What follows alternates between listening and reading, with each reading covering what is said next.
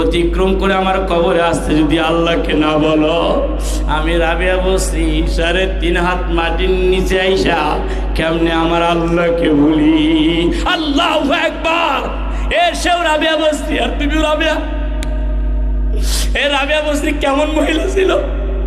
সুন্দর করে গোসল কইরা, কালো মানুষ ছিল, কালো মহিলা ছিল, চেহারা তেমন সুন্দর না। সুন্দর করে গোসল কইরা, চুলগুলো আশ্রাইয়া, সুন্দর করে মুখটারে ফ্রেশ কইরা, ওজুর সাথে স্বামীর কাছে যায় বলতো, প্রাণের স্বামী আমার, আপনি তো আমার পিসা, আপনি যদি খুশি হন আমি জান্নাতি, আপনি যদি অসন্তুষ্ট হন আমি জাহান্নামী।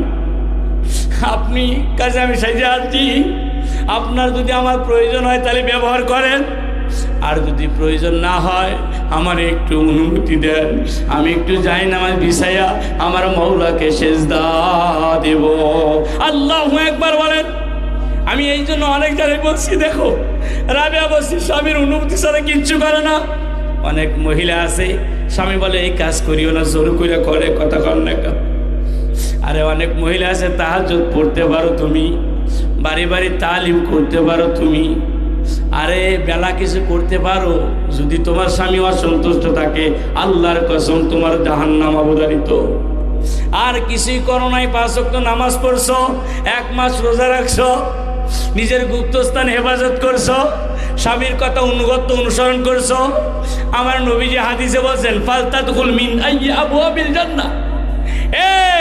এই 4টা কাজ যেই নারী করছে, আমি আল্লাহ ওই নারীকে বলতেছি, তুমি আমার জান্নাতের যে কোনো দরজায় দিয়া ইচ্ছা আমার জান্নাতে প্রবেশ করতে পারো। চিল্লা কন্যা মারহাবা।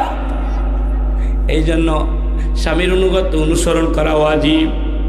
তুমি আমলদারি হতে পারো, স্বামী অসন্তুষ্ট হইলে জাহান্নাম তোমার, আর স্বামী যদি সন্তুষ্ট থাকে তোমার ঠিকানা জান্নাত।